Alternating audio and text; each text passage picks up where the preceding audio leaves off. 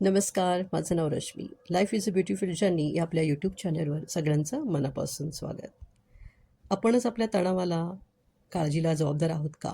ह्या विषयावर मी आज थोडंसं बोलणार आहे.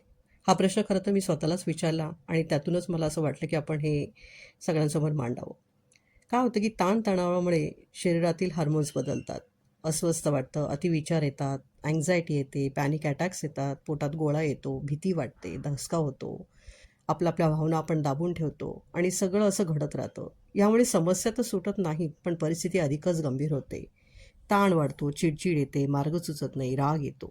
कारण काय केलं की आपण ताणाला म्हणजे टेन्शनला आपण सहज मानलेलं आहे. टेन्शन येणारच. टेन्शन यायलाच हवं. तर टेन्शन आलं नाही तर मोटिवेशन कसं मिळणार? कशी कामं होणार? म्हणून थोडं टेन्शन हे पाहिजेच. ते सर्व ठीक आहे. पण जर रोजच्या परिस्थितीला तोंड देताना जर अडथळे येत असतील आणि आपण हतबल होत असू इमोशनली, फिजिकली, आपण जर त्याला सॉल्व्ह करू शकत नसेल आणि आपण गळून पडत असेल, तर नक्कीच हे विचार करण्यासारखा हा एक विषय आहे. तर ह्या टेन्शनला, ताणतणावाला कसं सामोरं जायचं? काय करायचं? हे आपण आता बघूयात. ताण हा एक अटळ आहे. म्हणजे आपल्या लाईफ येतं हे रोजच्या रोज ताण, तणाव, रोजच्या परिस्थिती, सिच्युएशन्स ह्या येणारच. घरच्या जबाबदाऱ्या, आर्थिक समस्या, कामामधला ताणतणाव, रिलेशनशिपमधला ताणतणाव, अचानक येणाऱ्या समस्या, शारीरिक समस्या, यामुळे आपले शरीर प्रत्येक वेळेला वेगवेगळ्या पद्धतीने प्रतिसाद देत असते. आता प्रत्येक व्यक्ती ही वेगळी असते. तिच्या प्रकारे वाढलेली आहे. तिच्यावर बाकीच्या ज्या परिस्थितीचा प्रभाव पडलेला आहे, प्रत्येकाची जडणघडण, विचार करण्याची पद्धती, वागण्याची पद्धती, सकारात्मक, नकारात्मक दृष्टिकोन लाईफकडे बघण्याचा, ह्यावर त्या व्यक्तीचं व्यक्तिमत्व अवलंबून असतं आणि प्रत्येक व्यक्ती सेम सिच्युएशनला निरनिराळ्या पद्धतीने बघते, प्रतिसाद देते. त्यामुळे प्रत्येक व्यक्तीचा ताणतणावाचा सामना करण्याची क्षमता पण खूप वेगवेगळी असते. त्यामुळे टेन्शन जर कमी करायचं असेल तर आपल्याला काही मार्ग काढायला हवा. नेहमी समस्येवर फोकस करण्यापेक्षा त्याच्यावरती मार्ग कसा काढता येईल? का बरं आपल्याला ताण येतो आणि या ताणाला आपण कसं सामोरं जायचं हे आपल्याला जर अवेअर असेल आणि हे आपण शिकू शकतो. असं नाही की प्रत्येक वेळेला आपल्याला उपजत असतं. ह्यावर थोडं आपण जर काम केलं की बाबा आपल्या रोजच्या दैनंदिन जीवनात हे ताण येणार हे तर पहिले आपल्याला मान्य करावंच लागणार आहे. त्यामुळे आपल्याला त्या ताणाला सामोरे जाताना कुठल्या कुठल्या गोष्टीबद्दल आपल्याला माहिती पाहिजे, कसं त्याला सामोरं जायचं, काय केलं म्हणजे आपला ताण कमी होईल, ह्यावर आपल्याला लक्ष देण्याची गरज आहे. आता शरीरामध्ये काय काय बदल होतात. जर ताण आला तर आपल्याला काम करायची इच्छा होत नाही, पोटात गडबड होते, डोकेदुखी, पाठदुखी होते, श्वासोश्वास वाढतो, नंतर हातपाय थरथरायला लागतात, तोंडाला कोरडेपणा जाणवतो, थकवा येतो, गळाटल्यासारखे वाटते, मेमरी आपली लॉस होते. तर ह्या सगळ्या गोष्टींचा आपल्या शारीरिक, मानसिक ह्याच्यावर परिणाम होऊन घरातलं वातावरण बिघडतं आणि आपल्यामुळे इतर आपल्या घरातल्या व्यक्तींबरोबर सुद्धा आपले वादविवाद होतात. कम्युनिकेशन बरोबर होत नाही, गैरसमज होतात आणि तो ताण अधिक वाढतो. म्हणजे छोटी समस्या असेल त्याचं उग्र स्वरूप होतं आणि त्यातून मग ही अशी एक वातावरण घरातलं तयार होतो. म्हणजे हे जर असं वारंवार घडत गेलं तर आपल्यामध्ये आबोला वाढतो, संवाद कमी होतो, कुठलाही प्रॉब्लेम एकमेकाशी शेअर करण्याची आपल्याला भीती वाटते किंवा धसका वाटतो. त्यामुळे आपण ते शेअर करत नाही, मनामध्ये दाबून ठेवतो. त्यामुळे आपल्या मानसिक समस्यासुद्धा वाढायला लागतात आणि त्याचा शरीरावर पण परिणाम होतो आणि टोटलच घरामधलं एकंदरीत वातावरण हस्तखेळतं न राहता ते कायम टेन्शन, दबावाचं, निगेटिव्ह व्हायब्रेशन्स आपल्याला मिळत राहतात. आता जर आपल्याला तणावाचं जर काही व्यवस्थापन करायचं असेल, त्याला मॅनेज करायचं असेल, तर हे पहिले मान्य केलं पाहिजे, की बाबा माझ्या लाईफमध्ये सकाळी उठल्यापासून झोपेपर्यंत काही ना काही सिच्युएशन्स येणार, ताण येणार, तणाव येणार.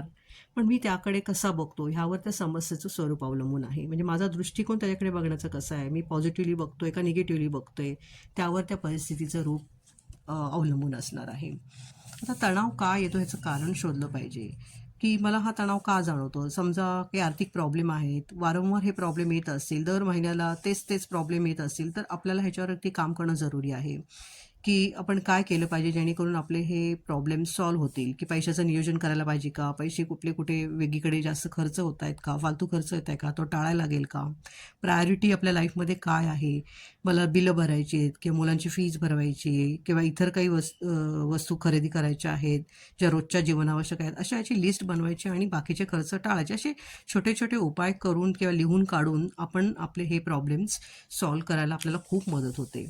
आता जर नात्यातला ताण असेल तर स्वतःला तपासून बघा, की आपलं काही चुकतंय का? आपल्याला काय करायला पाहिजे? आपण मोकळेपणाने बोलतोय का? कम्युनिकेशन आपलं नीट आहे का? समोरच्यापर्यंत आपण जे बोलतोय तेच पोहोचतंय का? अजून काही वेगळाच अर्थ काढला जातो आहे का? गैरसमज होतो आहे? जरुरी असेल तर माफी मागा. इगो बाजूला ठेवून नातं जपण्याचा प्रयत्न करा आणि जर समोरचा व्यक्ती चुकत असेल, तुम्हाला ग्राह्य धरत असेल, तर ते पण तुम्ही सहन करू नका आणि स्पष्टपणे तुम्ही सकारात्मक भावनेने ते बोलायला शिका. ठामपणे बोलायला शिकलं पाहिजे. तरच आपल्याला स्वतःचा आपला स्वाभिमान जपू शकतो. कारण प्रत्येक वेळेला फक्त आपली कुर्बानी देणं किंवा त्याग करणं हा त्यावरचा उपाय नाही. कारण ह्यामध्ये फक्त तुम्ही आणि तुम्ही सफर होणार आहे. मग ते नातं आपल्या मुलाबरोबर असो, नवऱ्याबरोबर असो, सासू-सासऱ्यांबरोबर असो, कामावरचं असो, योग्य वेळ बघून आपल्याला हे बोलता आलंच पाहिजे. कारण स्वतःला जर तुम्ही ठामपणे जर मांडलं नाही, तर लोक तुमचा गैरफायदा घेणार आणि तुम्ही त्यामध्ये पूर्णपणे अडकले जाणार आणि अशीच परिस्थिती लाईफमध्ये चालत जाऊन पुढे त्याचे आजारामध्ये पण रूपांतर व्हायला वेळ लागत नाही. ताण केव्हा येतो? ताण तेव्हाच येतो जेव्हा आपण ते हँडल नाही करू शकत. आपल्याला आपल्या क्षमता कुठेतरी कमी पडल्यासारख्या वाटतात. आपण त्याला कोप अप नाही करू शकत. आपल्याला काही मार्ग दिसत नाही आणि अशा वेळेला आपण त्या ताणतणावाला बरोबरपणे त्याचा आपण सामना नाही करू शकत. आता काय करायचं, की समस्यांवर लक्ष केंद्रित करण्यापेक्षा समाधानाकडे बघायला पाहिजे. म्हणजे स्वतःला वेळ द्यायचं, स्वतःला समजून घ्यायचं, तुम्हाला जे आवडतं ते लाईफमध्ये करायचं, मेडिटेशन करायचं, प्रिय व्यक्तीसोबत वेळ घालवायचा, स्वतःला प्रायोरिटी द्यायची, स्वतःला महत्त्व द्यायचं, आपण स्वतःला कमी लेखायचं नाही आहे. आणि इमोशनली तर बिलकुल वीक होऊन कुठलाही निर्णय आपण घ्यायचा नाही आहे. आता ताणतणावाचं मेन कारण म्हणजे एक म्हणजे पास्टमध्ये आपण काय झालं असं त्याचा अतिविचार करतो. तेच लोकं आपल्या डोळ्यासमोर येतात कारण ते आपल्या जवळचे असतात, की कधी-कधी तर अगदी जवळचे असतात. त्यामुळे आपण त्यांना टाळू पण नाही शकत. अशा वेळेला ह्या माणसासोबत राहायचं हे ॲक्सेप्ट करून ते नातं आपण स्वीकारलेलं असतं. मग त्यावेळेला आपण डिटॅच राहून काही गोष्टी लेट गो करायच्या आणि आपल्या ह्याच्यामध्ये काही फायदा नाही. उलटा आपण दिवसेंदिवस आपला ताण वाढणार, तब्येतीवर परिणाम होणार, आपल्या मनावर, शरीरावर परिणाम होणार आणि आपण दिवसेंदिवस ढासळत जाणार. त्यापेक्षा आपण स्मार्टली त्याला हँडल करायला शिकायचं. समोरच्या व्यक्तीला न दुखवता आपण आपलं पण काम करायचं आणि घरातलं वातावरण कसं चांगलं ठेवता येईल याकडे आपण प्रायोरिटी देऊन एकदा हे नातं आपण स्वीकारले तर आपल्याला माहिती आहे की हा व्यक्ती आपल्या नात्यात कायम राहणार आहेत आणि आपण यांना टाळू नाही शकत आणि यांच्याशिवाय राहू पण नाही शकत.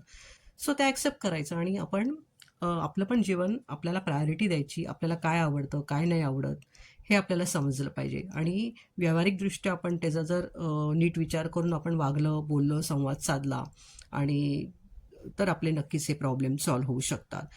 भविष्याचा विचार लोकं करतात, मुलाचं कसं होईल, ह्याचं शिक्षण कसं होईल, येणारी सून कशी असेल किंवा माझी तब्येत पुढे जाऊन कशी असेल, मला कोणी बघेल का किंवा मला हा आजार होईल का, अमुक-ढमुक अशा ज्या भविष्याच्या फालतू जे काही आपण काळजी करतो त्याचा खरं तर काही उपयोग नाही आहे. कारण आपल्याला भविष्यात काय होणार हे आपल्याला आत्ता आपण सांगू शकत नाही. म्हणून आजच्या क्षणाला जगायला शिका, क्षणाचा आनंद उपभोगायला शिका, छोट्या-छोट्या गोष्टीमध्ये आनंद घ्यायला शिका, माइंडफुल राहा. माइंडफुल करू नका. माइंडफुल म्हणजे आहे त्या क्षणामध्ये जगायला शिका. ना पास्टमध्ये राहा ना फ्युचरमध्ये जा. आत्ताच्या क्षणाचा आनंद घ्यायला शिका. ह्यानी तुमच्या लाईफमध्ये भरपूर फरक पडेल. सो टेन्शन हे नॅचरल आहे, हे येणारच. हे सगळं आपण गृहीत धरलेलं आहे. टेन्शन कमी करता येतं, त्याच्यावर उपाय करता येतात. समस्येकडे फोकस करण्यापेक्षा आपण प्रॉब्लेम्सवर सोल्युशन काय आहे ह्याच्याकडे जर ऑप्शन शोधले, चर्चा केली, आपल्या जवळच्या व्यक्तीशी बोललं, कारण मोकळेपणाने बोलणं, कम्युनिकेशन ठेवणं आणि त्याच्यामध्ये ऑप्शन शोधून त्यातलं बेस्ट ऑप्शन आपण शोधून काढलं तर टेन्शन हे नक्कीच कमी होतं. आणि काय होतं की टेन्शनमुळे ही सवय लागून जाते. तर आत्तापासूनच आपण हे ठरवलं की मी मेडिटेशन करीन. येणाऱ्या प्रॉब्लेम हा का आला, कसा काय आला, ह्याला मी कसं सॉल्व्ह करू शकते हे जर मी लिहून काढलं किंवा मी चर्चा केली, मोकळेपणाने माझ्या फ्रेंड्सबरोबर बोलले, माझ्या जवळच्या व्यक्तीबरोबर शेअर केलं, तर नक्की ह्यातनं मार्ग निघू शकतो. तुम्हाला जर वाटलं तर तुम्ही थेरपिस्टकडे जाऊ शकता किंवा जे कोणी समुपदेशक असतात त्यांची मदत घेऊ शकता. प्रॉब्लेम्स अगदी नात्यातला असेल तो म्हणजे अगदी भयानक टोकाला गेलेला असेल किंवा काही व्यसनाचा प्रॉब्लेम असेल, फॅमिलीमध्ये तुमचं जमत नसेल आणि तुम्ही प्रत्येक गोष्ट आपल्या हातात नसते. ज्या गोष्टी आपल्या हातात आहे त्या आपण करू शकतो. पण बियॉन्ड आपल्या हातामध्ये जर काहीच नसेल तर आपण तिकडे न पडता तिथेच थांबून योग्य ती मदत घेणं फार जरुरी आहे. असं सोडून देऊन पण चालत नाही. त्यामुळे जर उपाय शोधायचा असेल तर काही वेळेला प्रसंगी व्यावहारिक राहूनच निर्णय घ्यावे लागतात. थँक्यू.